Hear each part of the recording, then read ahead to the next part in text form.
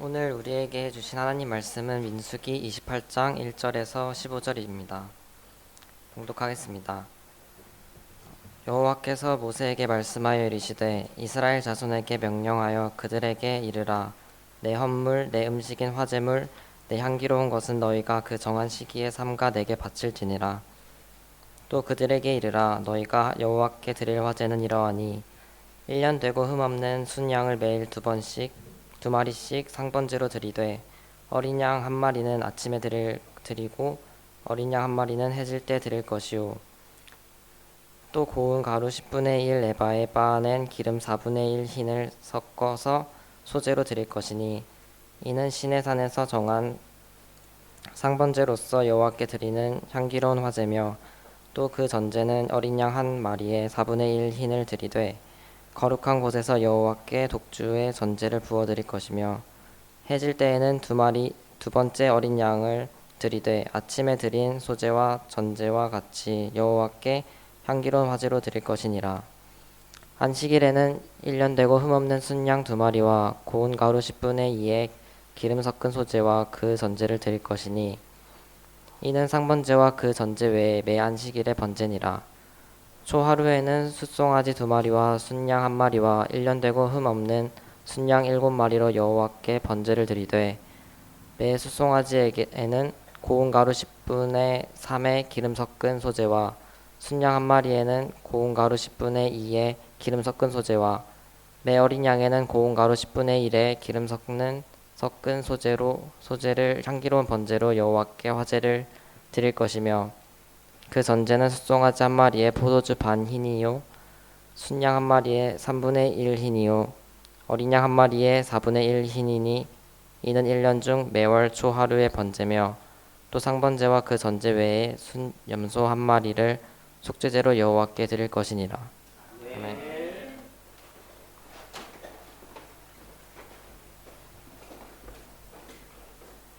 오늘은 저희 은혜로 장로교회에서 해마다 지키는 절기 가운데 하나인 어버이 주일을 지키고 있습니다. 어버이 주일을 기념하여서 설교를 준비하면서 어떤 내용을 준비할까 하다가 우리 자녀들에게 가장 좋은 선물을 주고 싶습니다. 그 선물이 뭐냐면 인생의 성공 비결을 오늘 알려드리겠습니다. 이 내용을 딱 들으면 여러분이 성공할 수 있습니다. 우리 취준이 너무 좋아합니다. 아멘입니다. 뭐가 머릿속에 가장 먼저 떠오릅니까? 성공 비결을 알려준다. 이제 그러니까 좀 돈을 줄라나? 뭐 재산이나 명예? 인기를 좀 줄라나? 뭐 그렇게 하는데 뭐 저랑 같이 신앙생활을 해보셔서 아시겠지만 그런 거 안 나옵니다. 지금 저희들은 계속 민수기라는 성경을 묵상하고 있는데 민수기라고 하는 이름의 뜻은 백성민자, 숫자, 기록할 기, 백성의 숫자를 기록했다. 그래서 민수기입니다. 민수기 성경에는 총 2번 이 인구조사가 있는데 첫 번째 인구조사는 민수기 1장 1절과 2절에서 처음으로 바로 나옵니다. 제가 한번 읽어볼게요. 이스라엘 자손이 애굽 땅에서 나온 후 둘째 해 둘째 달 첫날에 여호와께서 시내 광야 회막에서 모세에게 말씀하여 이르시되 너희는 이스라엘 자손의 모든 회중 각 남자의 수를 그들의 종족과 조상의 가문에 따라 그 명수대로 계수할지니. 1장 1절을 시작하면서 하나님께서는 모세에게 명령했습니다. 둘째 해 둘째 달 첫째 날, 쉽게 말하면 출애굽한 지 2년 2월 1일에 숫자를 계산하라는 것입니다. 그러면 그 1년 동안 뭐 했을까요? 광야에 머물러 있으면서 율법을 받고 성막을 어떻게 하는지 그것을 지내면서 하나님의 백성으로 훈련을 받았습니다. 그리고 훈련을 마친 이후에 딱 계수를 했는데 그때 계수된 숫자가 오늘 본문에는 안 나오지만 1장 46절에 60만 3,550명 60만 3,550명 성인 남자 20세 이상 20살 넘은 전쟁에 나갈 수 있는 성인 남녀. 지금 저희들이 이걸 숫자로 환산해 보면 대충 한 가정에 곱하기 4인 가정을 하면 대략적으로 이 당시 이스라엘 전체 인구가 200만 명이 아니었을까 그렇게 추정을 해봅니다. 그리고 지난주 본문에 두 번째 인구조사가 있었습니다. 첫 번째 인구조사가 60만 3,550명, 두 번째 인구조사는 26장 1절과 2절에서 이렇게 말씀하셨습니다. 보십시오.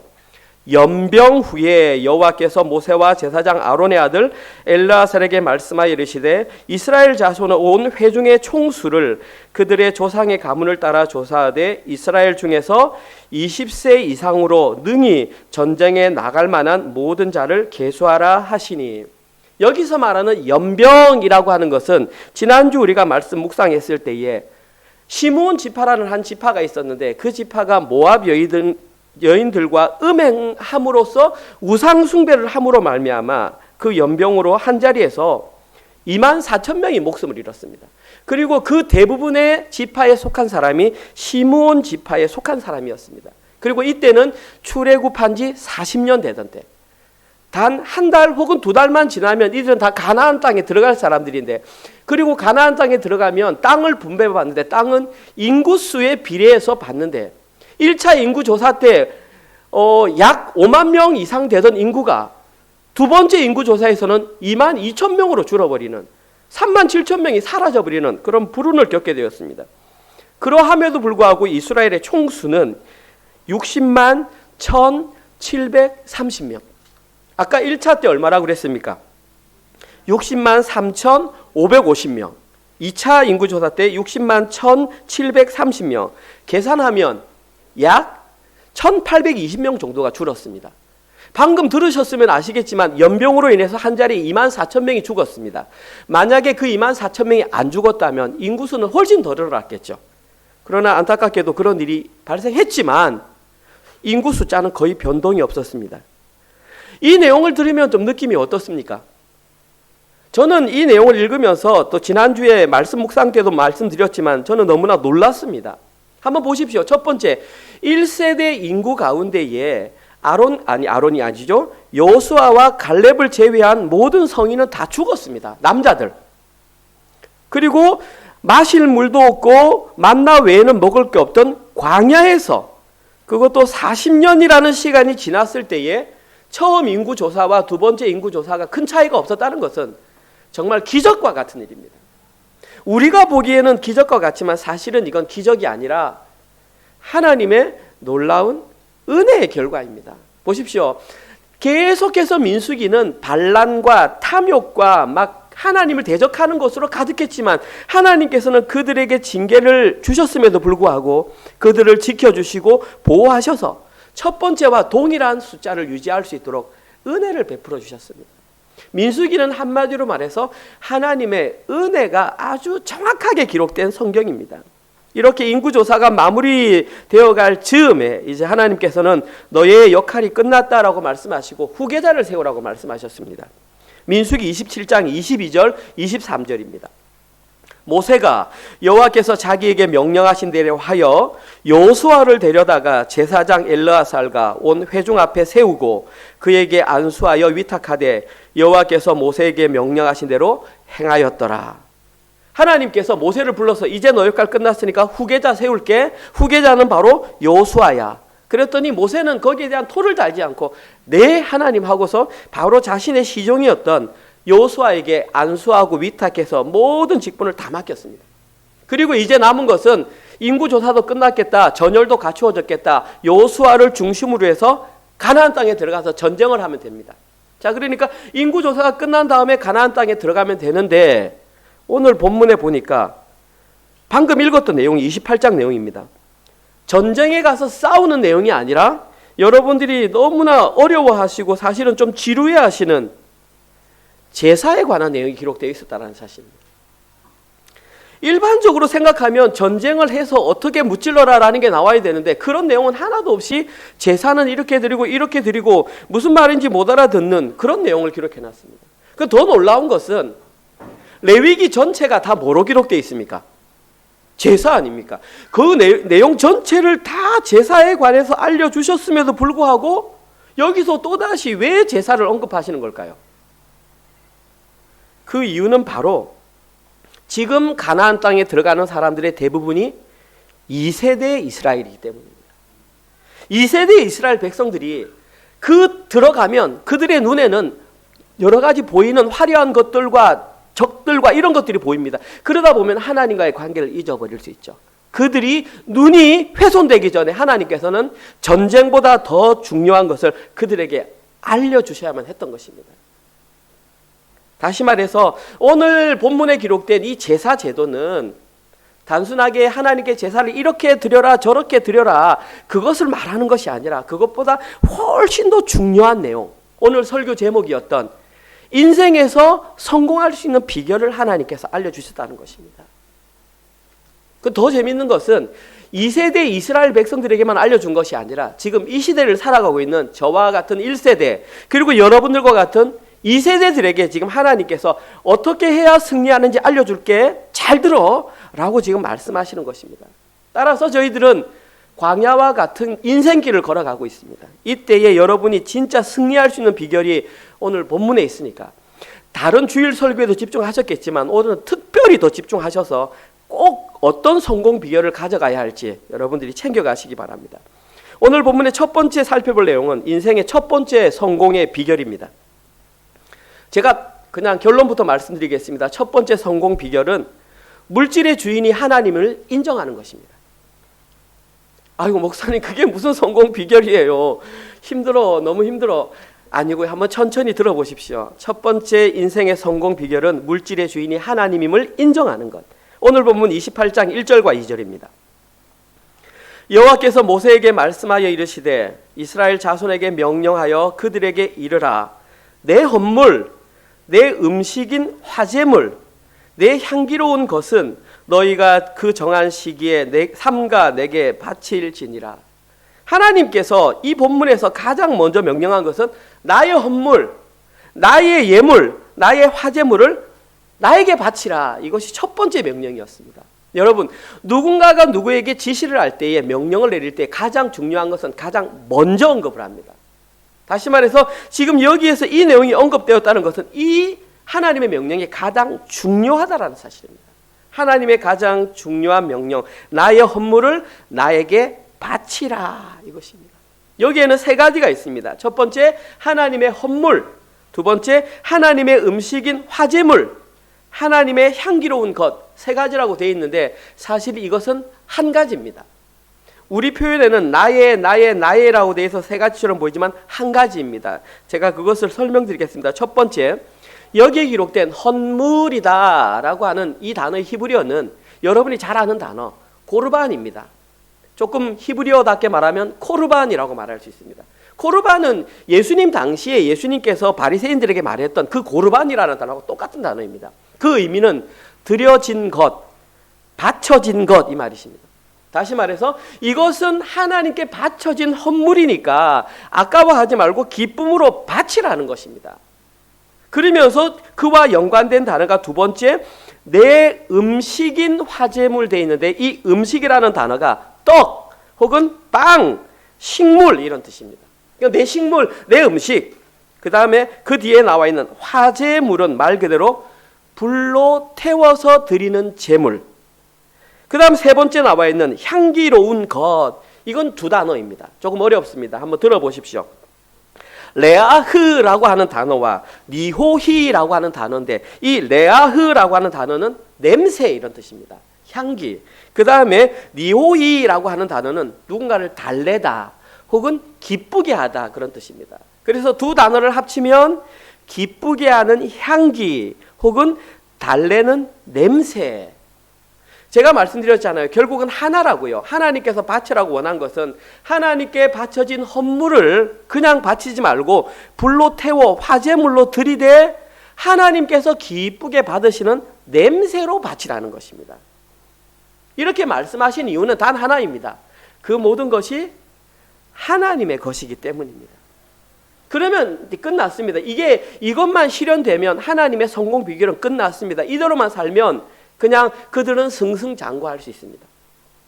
그러나 성경은 이스라엘 백성들이 가나안 땅에 들어가서 이 일을 제대로 실현했느냐라는 대답에 대해서 사실은 부정적으로 말을 하고 있습니다. 결론부터 말씀드리면 2세대 이스라엘 그리고 그 이후에 있었던 모든 이스라엘 백성들은 이 명령을 제대로 이행하지 못했습니다. 질문합니다. 우리 학생들이 목사님 제가 성경을 읽어보니까 이스라엘 백성들이 가나안 땅에 들어가서도 하나님께 제사를 아주 잘 드렸던데요. 한 번도 안 빠지고 드렸던데요. 네, 맞습니다. 그들은 형식적인 제사를 중단한 적이 없습니다. 바벨론 포로기로 잡혀간 그 기간을 제외하고 가나안 땅에 남아있을 때에는 제사를 잘 드렸습니다. 그런데 중요한 것은 하나님께서 그들이 드린 제사를 향기로운 냄새로 받지 않으셨다라는 것입니다. 제 말이 아니고 성경에서 그렇게 말하고 있습니다. 이사야서 1장에도 나와 있고요. 우리가 가장 많이 사용하는 문구는 말라기서 1장입니다. 한번 들어보십시오. 그 당시 이스라엘 백성들이 하나님께 어떤 예물을 드렸는지 한번 보십시오. 말라기 1장 6절에서 10절입니다. 내 이름을 멸시하는 제사장들아, 나 만군의 여호와가 너에게 이르기를, 보십시오. 아들은 그 아버지를, 종은 그 주인을 공경하나니 내가 너희의 아버지일진데 나를 공경함이 너에게 있느냐? 내가 주인일진데 나를 두려움이 어디 있느냐? 이렇게 물었습니다. 하나님께서. 그런데 그들이 대답하기를, 너희는 이르기를 우리가 어떻게 주의 이름을 멸시하였나이까? 그렇게 대답을 했습니다. 하나님께서 너희가 더러운 떡, 아까 이게 말했던 음식, 식물, 레헴입니다. 떡을 나의 제단에 드리고도 말하기를 우리가 어떻게 주를 더럽게 하였습니까? 라고 하는도다. 이는 왜냐하면 너희가 여호와의 식탁을 경멸히 여겼다. 이 말은 업신여겼다 이 말입니다. 하나님의 식탁을 업신여길 것이라 말하기 때문이라. 만군의 여호와 하나님께서 다시 말합니다. 너희가 눈먼 희생제물, 양이 있는데 양이 눈이 뭐에 찔려가지고 시력이 사라졌어요. 눈먼 희생제물을 바치는 것이 어찌 악하지 아니하며, 양이 지나가다가 골짜기에 빠져서 다리가 부러졌어요. 그래서 저는 것, 아파서 시들시들 병든 것, 그것을 하나님께 드리는 것이 어찌 악하지 아니하냐.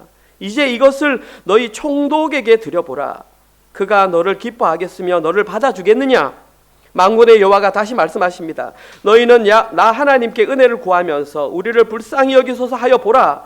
너희가 이같이 행하였으니 내가 너희 중 하나인들 받겠느냐? 안 받겠다는 말입니다. 그러면서 결정적인 말씀을 하십니다. 만군의 여호와가 이르노라. 너희가 내 제단 위에 헛되이 불사르지 못하게 하기 위해서 이제는 헛되이 제사 안 지냈으면 좋겠다. 그래서 너희 중에 누군가가 나서서 성전 문을 좀 닫았으면 좋겠다. 내가 너희를 기뻐하지 아니하며 너희가 손으로 드리는 것을 받지도 아니하리라. 하나님께서 말씀하시지 않습니까? 너희들이 형식적인 제사를 드렸지만 사실 너희들이 가져오는 걸 보면 눈이 멀은 것, 다리가 부러진 것, 병들어서 어떻게 쓰지도 못하는 것을 하나님께 갖다 드리면서 하나님 우리가 뭘 잘못했나요? 적반하장격으로 따진다라는 것입니다. 하나님께서는 이것을 하나님의 제사를 경멸히 여기는, 업신여기는 것이라고 말씀하셨습니다. 결론적으로 하나님께서는 이제는 더 이상 너희들이 헛되이 드리는 제사를 받지 않겠다. 누가 성전문을 좀 닫았으면 좋겠다 라고 그렇게 외쳤습니다. 구약 성경의 마지막 성경에서 선지자 말라기의 마음이, 그 글을 통해서 하나님의 마음이 좀 느껴지십니까? 이것이 바로 그 당시 이스라엘 백성들이 하나님께 드렸던 실제적인 제사 모습입니다. 그리고 400년 후에 예수님께서 이 땅에 오셔서 실제로 성전문을 닫아버리셨습니다.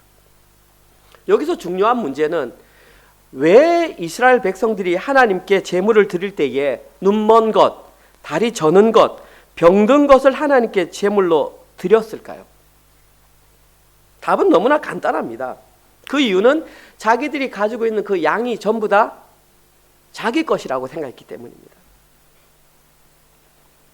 그들이 광야에서 살아남은 것도 하나님의 은혜고, 그들이 광야에 들어가서 가나안 땅에 입성한 것도 하나님의 은혜고, 그 땅을 차지한 것도 하나님의 은혜고, 거기서 양을 기르고 곡식을 수확한 것도 다 하나님의 은혜인데, 이들은 자기들이 노동력을 통해서 일을 하니까 그것이 다 자기 것이라고 생각을 했던 것입니다.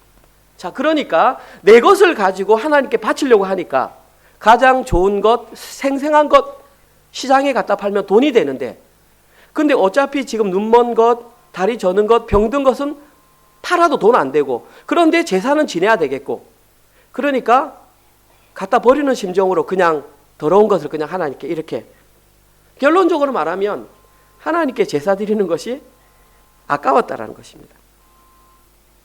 자기들이 가진 모든 소유가 하나님께서 주신 것, 생존하는 그 자체가 하나님의 은혜의 결과임에도 불구하고 그들은 그 모든 것이 자신의 것이라고 착각했던 것입니다. 그랬기 때문에 그들의 제사 형태는 그럴 수밖에 없었습니다. 중요한 문제는 그들의 모습과 지금 이 시대의 성도로 살아가는 우리의 모습이 과연 그들과 얼마나 다른가 하는 것이 문제입니다. 어떻게 확인할 수 있을까요? 확인하는 방법은 여러분들이 시험 들 수도 있지만 너무나 간단합니다. 이 시대에 여러분들이 헌금하는 자세를 보면 여러분들이 하나님을 어떠한 모습으로 물질을 누구의 소유로 인정하는가가 금방 드러납니다. 물질의 주인이 하나님을 인정하는 사람에게 11조를 포함하여 각종 헌금을 드리는 것은 너무나 힘든 일입니다. 왜냐하면 보십시오. 내가 100만 원을 벌어들였는데 100불을 일주일에 벌었는데 그 100불 가운데 내 건데 그 10불을 헌금으로 내려고 하니까 얼마나 아깝겠습니까? 내 건데. 반대로 생각해서 그 모든 것이 100불이 하나님께서 나의 주시는 애, 호주에 보내주신 것, 직장을 얻게 하신 것, 좋은 상사를 만나게 하셔서 돈을 벌게 하신 것, 이 모든 것은 하나님의 은혜인데 다 하나님께 드리면 내가 못 사니까 그 증표로 열에 하나를 드려야지, 그것은 드릴 수 있다는 것입니다. 그런 마음이 없는 사람은 하나님께 헌금을 하는 것이 거의 불가능하다는 것이죠. 왜냐하면 너무나 아깝기 때문입니다. 이런 차원에서 본다면 11조라고 하는 것은 한 사람의 성도에게 있어서 신앙의 기준점이라고 할 수 있습니다. 그 11조를 넘어서면 그 이상의 것은 되지만 그 11조의 기준점을 넘어서지 못하면 사실은 좀 어렵다고 볼 수 있습니다. 결국 이스라엘 백성들은 이 과정을 통과하지 못함으로 인해 하나님의 심판을 받고 바벨론 포로 이후에 국가가 사라지는 운명에 처하고 말았습니다. 사랑하는 성도님들은 물질의 주인이 하나님이라는 것을 인정하십니까? 이 사실을 인정하는 것이 인생의 첫 번째 성공 비결입니다. 우리 자녀 세대, 2세대 여러분들께 말씀드립니다. 진짜 인생 가운데 성공하고 싶으시면 물질의 주인이 누구인지를 명확하게 여러분들이 인지하시기를 주님의 이름으로 축원드립니다. 아멘.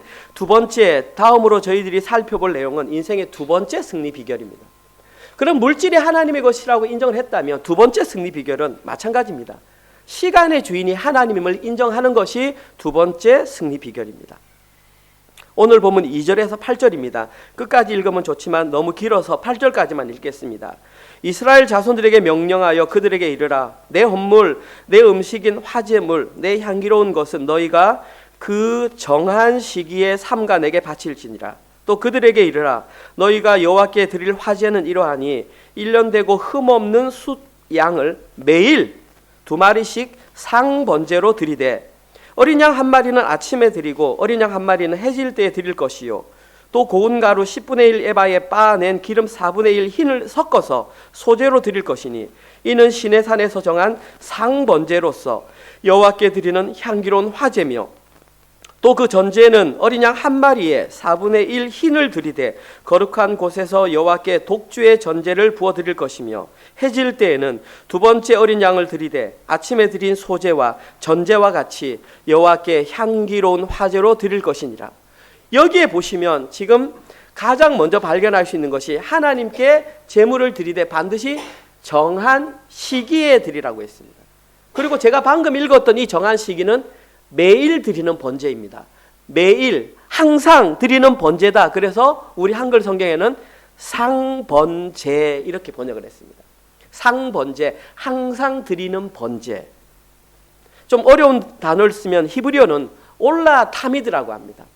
올라라고 하는 단어는 여러분들이 이미 배웠습니다. 레위기 공부할 때에 레위기 5대 제사가 있습니다. 첫 번째, 번제, 화목제, 속제제, 속건제, 소제가 5대 제사입니다. 이 5대 제사 가운데의 첫 번째 번제가 올라입니다. 올라가다는 뜻입니다. 뜻 자체가. 그리고 히브리어는 올라고, 그 다음에 타미드라고 하는 것은 계속적으로 항상 이런 뜻입니다. 그래서 NIV 성경을 보면 상번제를 as a regular burnt offering이라고 그렇게 기록되어 있습니다. 그러니까 매일 드리는 번제, 그것을 상번제다. 중요한 것은 그때 매일 무엇을 드려야 하느냐? 흠없는 숫양 1마리를 드리는 것이죠. 여기서 중요한 단어는 흠없는 어린 양입니다. 오늘 예배 전에도 저희들이 찬양했지만 흠없는 어린 양은 바로 예수 그리스도를 상징합니다. 따라서 저희들은 매일 예수 그리스도의 어린 양의 보혈에 적시면서 십자가의 보혈로 자신을 덮어야 살 수 있다라는 고백의 제사가 바로 매일 드리는, 아침과 저녁으로 드리는 상번제. 그런데 그 상번제에는 양만 드리는 게 아니라 곡식 가루를 빻아서 10분의 1 에바, 지금으로 말하면 2.2리터에서 2.3리터의 가루를 같이 드리고, 가루만 드리는 게 아니라 기름 4분의 1 흰 약 0.9리터를 섞어서 소재로 드립니다. 그것만 드리는 것이 아니라 또 전제, 이것은 액체를 부어 드리는 제사입니다. 이 전제 4분의 1 흰 약 0.9리터를 부어 드리라고 했습니다.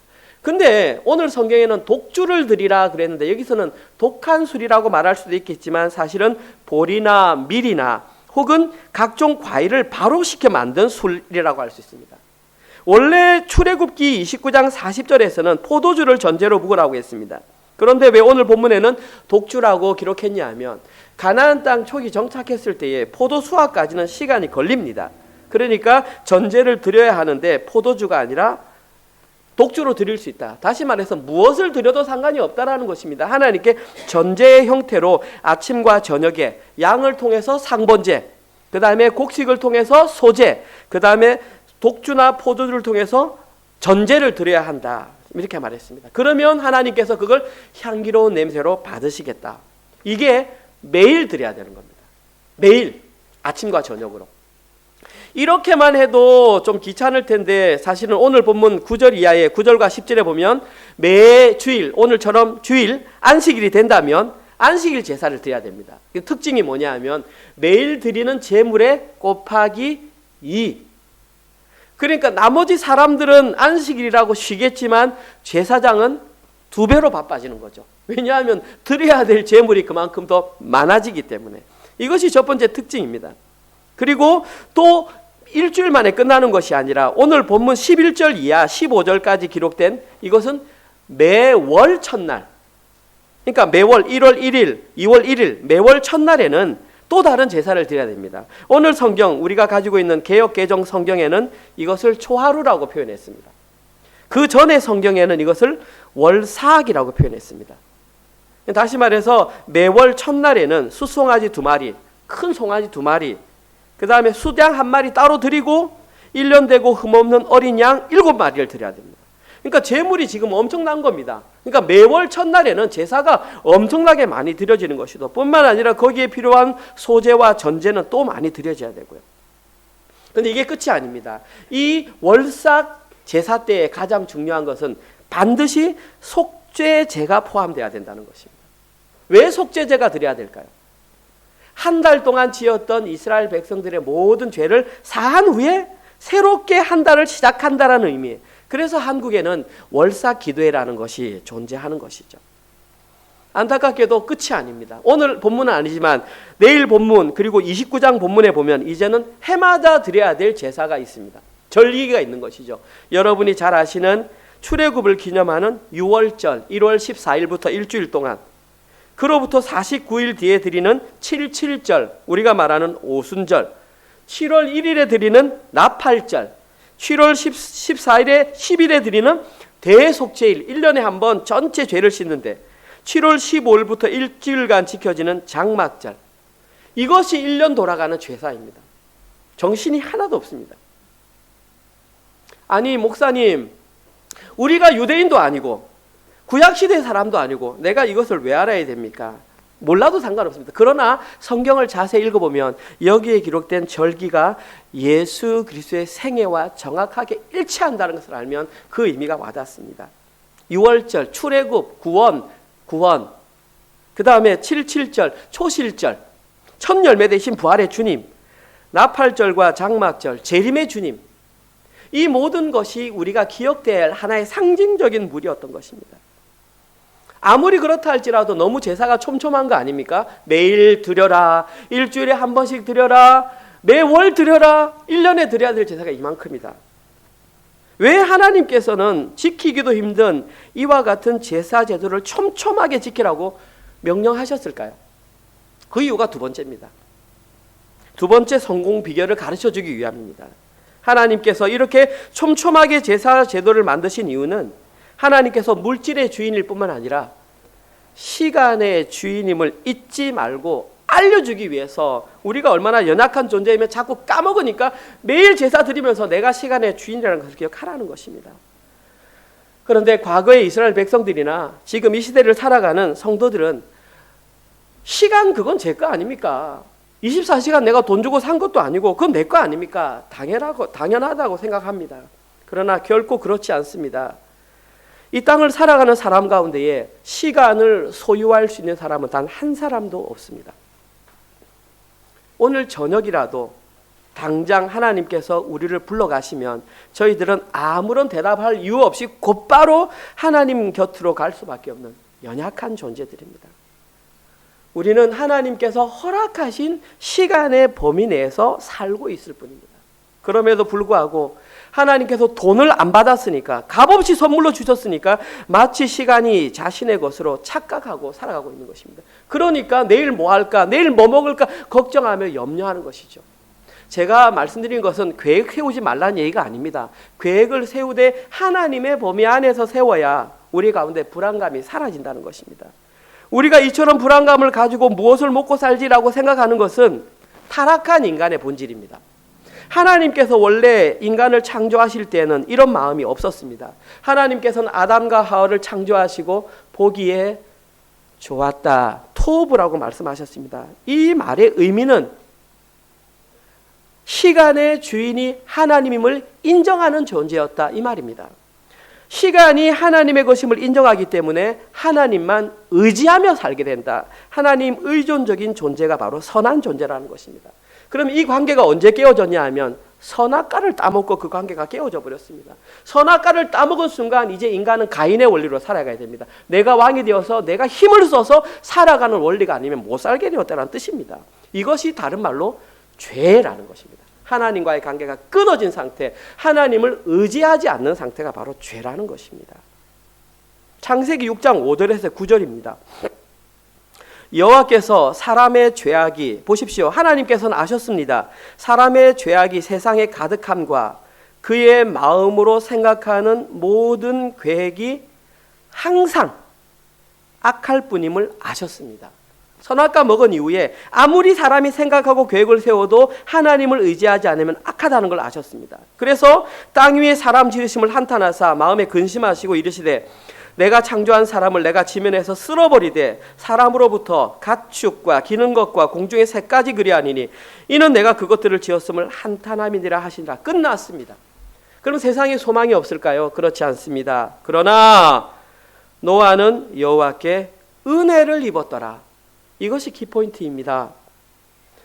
은혜를 입은 노아의 모습을 볼까요? 이것이 노아의 족본이라. 노아는 의인이요 당대의 완전한 자라. 그는 하나님과 동행하였으며. 하나님께서는 틀림없이 말했습니다. 선악과 따먹은 이후에 사람의 모든 생각으로 하는 계획은 항상 악하다. 그런데 하나님께서 그 가운데에 노아라는 사람을 지명해서 그에게 은혜를 주셨습니다. 그가 은혜를 어떻게 입었을까요? 다른 사람보다 더 착해서? 더 얼굴이 잘생겨서? 하나님과 뭔가 있어서? 아니라 오늘 본문에는 그가 하나님과 동행했기 때문에 은혜를 받았다라고 정확하게 나와 있습니다. 노아가 이렇게 하나님과 동행할 수 있었던 이유는 방금 말씀드렸듯이 시간의 주인이 하나님을 알고 하나님 한 분만 의지했던 것입니다. 이와 같이 이스라엘 백성들은 그 촘촘하게 짜여진 제사 제도를 통하여 하나님이 진짜 모든 시간의 주인이구나라는 사실을 깨달아야 했습니다. 이제 바톤은 우리에게 넘어왔고 사랑하는 우리 은혜를 교회 성도님들은 시간의 주인이 하나님이라는 사실을 인정하십니까? 네, 이것이 바로 인생에서 성공할 수 있는 두 번째 비결입니다. 이 두 가지, 물질의 주인이 하나님이시구나, 시간의 주인이 하나님이시구나, 그래서 나는 하나님만 의지하며 살아야 되겠구나, 그렇게 살면 여러분의 인생은 성공한 인생입니다. 끝입니다. 그런데 이 시대에 그것으로 끝난 것이 아니라 반드시 저희들이 이와 관련해서 잊지 말아야 될 한 가지 사실이 있습니다. 짚고 넘어가야 됩니다. 이 모든 제사는 예수님께서 십자가에 달려 돌아가심으로 다 성취가 되었습니다. 지금 제사 드리는 사람 아무도 없습니다. 심지어 예수님을 믿지 않는 유대인들도 제사 안 지냅니다. 아이러니죠. 제사 지내야 되는데 예수님도 안 믿으면서 제사를 안 지냅니다. 저희들은 온전히 성취되었기 때문에 제사를 드릴 필요가 없습니다. 이것을 한 글자로 복음이라고 합니다. Good news. 이제 우리는 그 복음 속에 살아갑니다. 그런데 이 제사 제도가 사라지고 복음이 등장한 이후에 이 복음에 대한 오해가 발생합니다. 이 오해로 인해서 어떤 문제가 발생하냐면 인생의 성공 비결 두 가지까지 같이 사라져버리는 그런 좀 안타까운 일이 발생하고 있다는 것입니다. 여기에 해당하는 두 가지 경우가 있는데 첫 번째 경우가 뭐냐 하면 둘 다 제가 경험한 경우입니다. 첫 번째 경우가 뭐냐 하면 율법주의입니다. 율법주의자들은 예수님께서 모든 구약의 율법을 성취하시고 제사를 이미 폐하셨음에도 불구하고 아직도 여전히 율법을 지킴으로 자신의 구원을 이루려고 노력합니다. 저 그렇게 한 적 없는데요. 아닙니다. 가만히 제가 나중에 말씀드리겠지만 저의 삶을 가만히 되돌아보니까 저는 율법주의자의 삶을 살았습니다. 왜냐하면 한 가지가 빠져 있었거든요. 저는 주일날 빠져본 적 없고 11조 안 드려본 적 없고 교회 봉사 안 해본 적 없고 정말 열심히 해서 자녀들에게 그렇게 가르치면 우리 자녀들이 저처럼 신앙생활을 할 줄 알았습니다. 그런데 아니더라고요. 한계가 빠져 있더라고요. 나중에 말씀드릴게요. 이게 율법주의자들, 하나님께서 원치 않는 종교행위하는 자들이 바로 이들입니다. 잘못된 종교행위입니다. 다음으로 여기에 해당하는 두 번째 형태는 율법주의와는 완전히 반대 무율법주의자들입니다.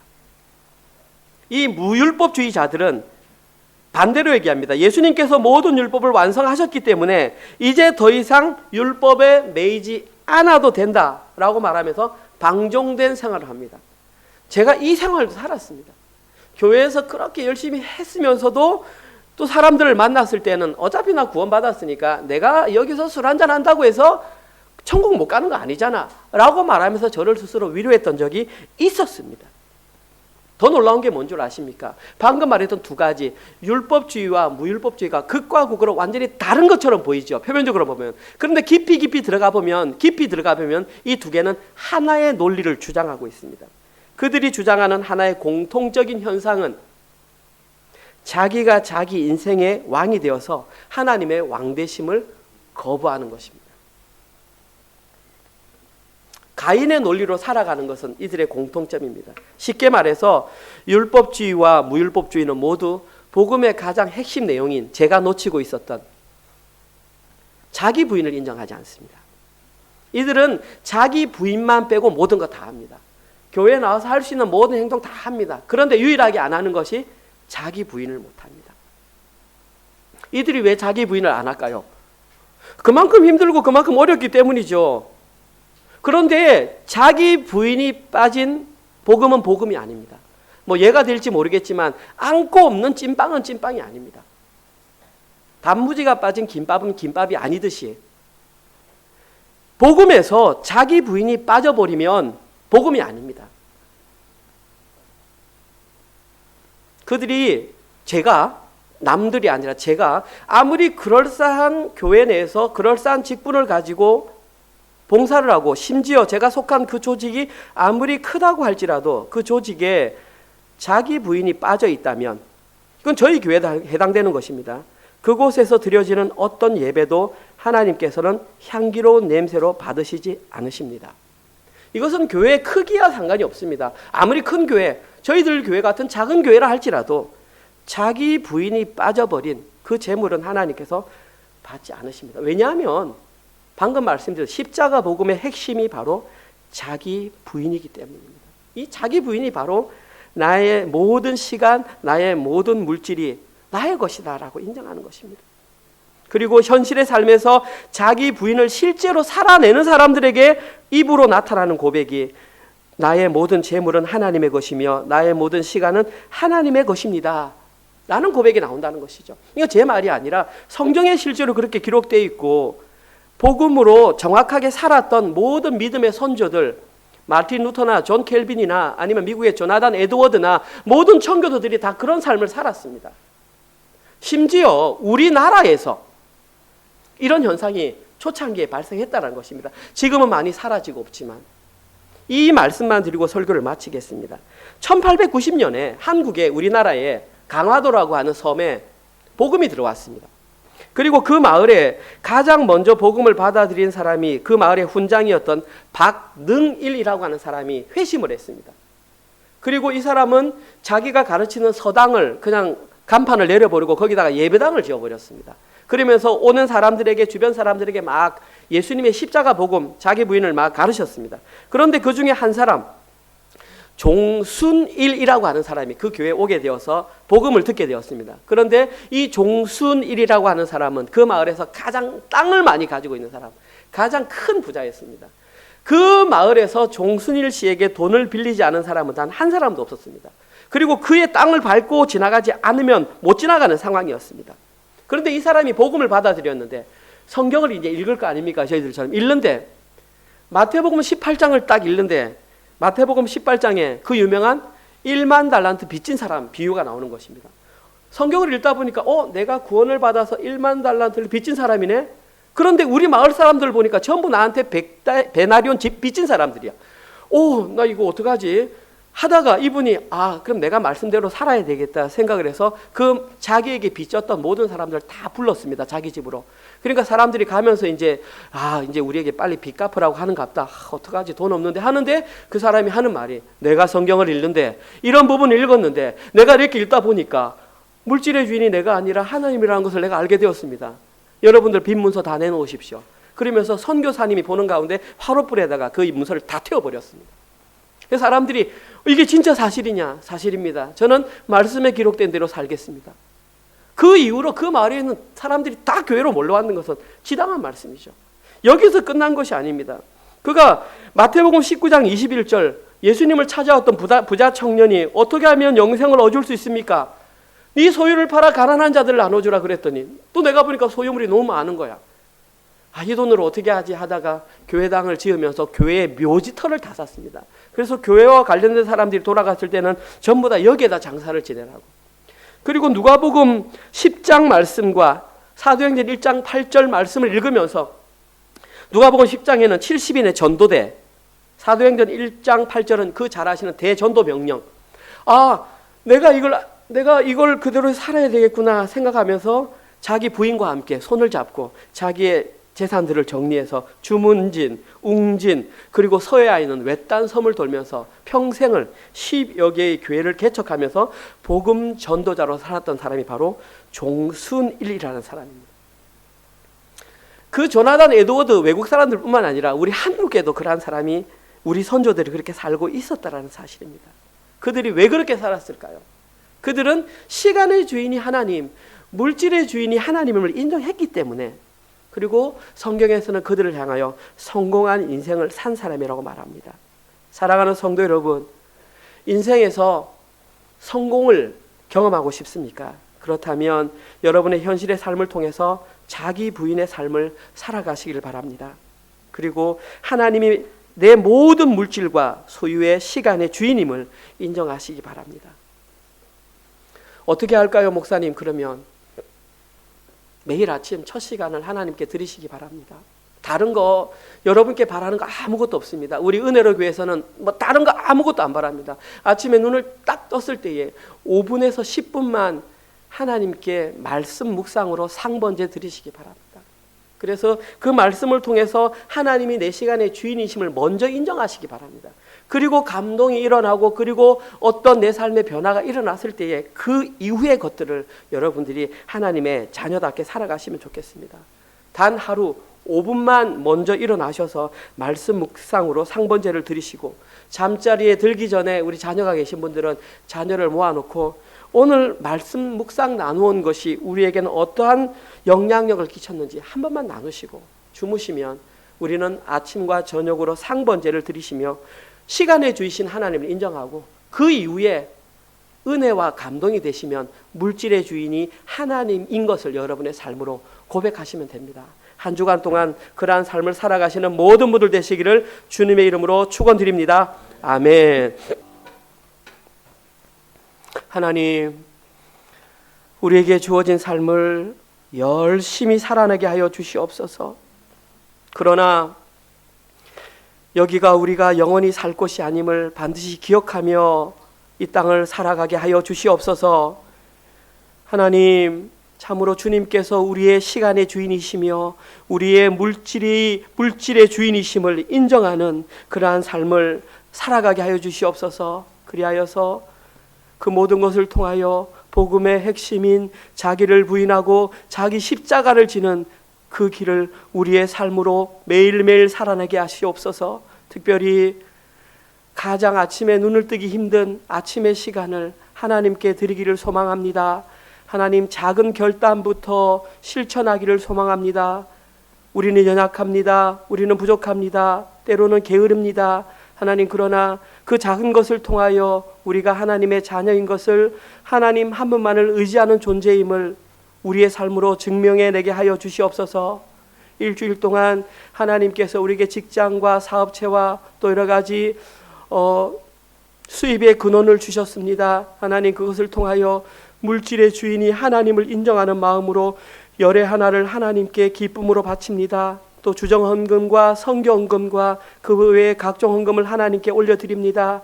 향기로운 제물이 되게 하셔서 오직 하나님의 영광을 위해서만 이 제물이 사용되게 은혜를 베풀어 주시옵소서. 이제는 우리 주 예수 그리스도의 은혜와 하나님의 사랑하심과 성령님의 위로교통 감화 깨닫게 하심이, 모든 시간의 주인이 하나님을 인정하고 모든 물질의 주인이 하나님을 인정하여 자기 부인의 길을 걸어가기로 결단하는 사랑하는 은혜로 교회 모든 성도들 머리 위에와 지금 이 시간에도 세계 곳곳에 흩어져서 주의 복음을 증거하시는 선교사님들의 사역과 그들의 가정과 그들의 자녀들의 미래 위에 지금부터 영원토록 함께 있을지어다. 아멘.